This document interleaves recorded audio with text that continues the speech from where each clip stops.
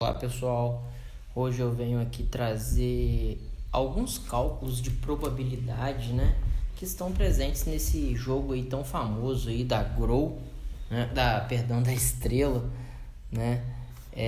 o jogo é chamado Detetive, Então, basicamente, como funciona esse jogo, Esse jogo funciona, você precisa de descobrir um crime, Então se baseia na descoberta de um crime, Você precisa descobrir um crime.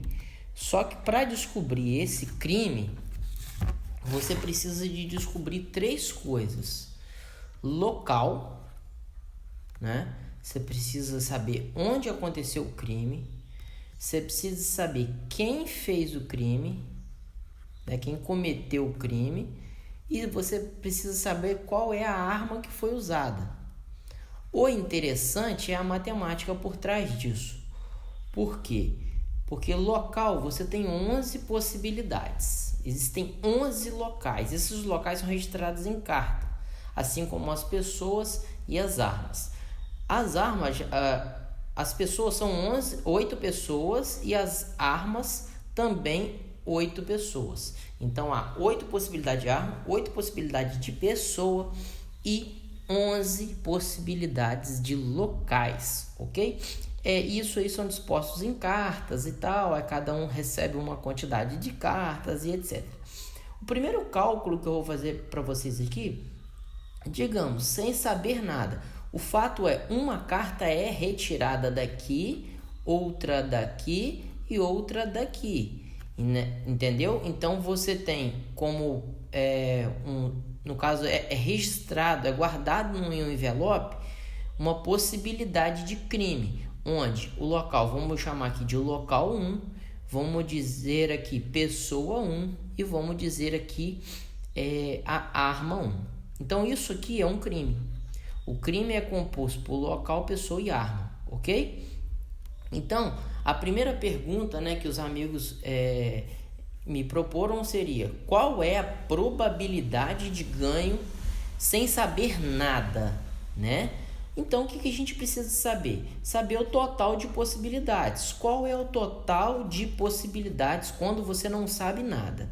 O total de possibilidades para chute seria, Então, primeiro, você tem que escolher um local. Depois, você precisa de escolher quem foi, no caso, o P de pessoa.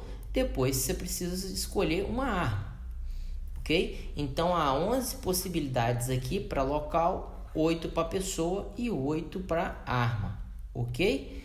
Então, no caso, daria 11 vezes 8 dá 88 vezes 8, ok?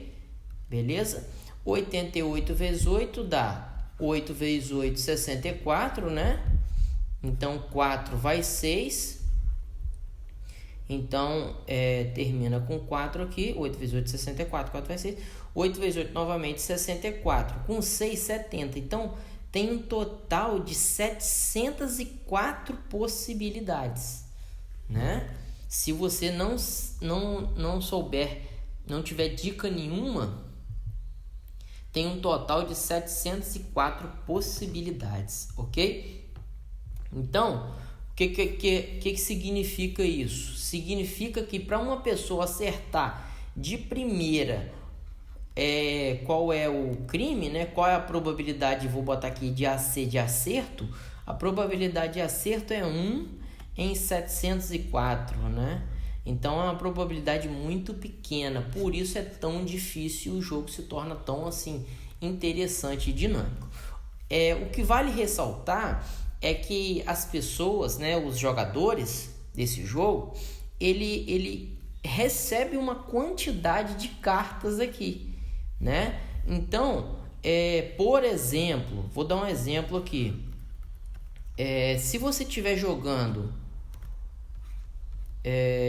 com alguns amigos, digamos que você recebeu 6 cartas, Digamos que você recebeu 6 cartas, beleza? Então, o que significa isso? que você recebeu 6 informações que inocentam o crime, né? Digamos que você recebeu o L1, o L2, digamos que dentre as 6 que foi tudo embaralhado, você recebeu 2 lugares, o L1 e o L2. Lembre-se que tem de 1 a 11, porque tem 11 locais, ok? Digamos que você recebeu,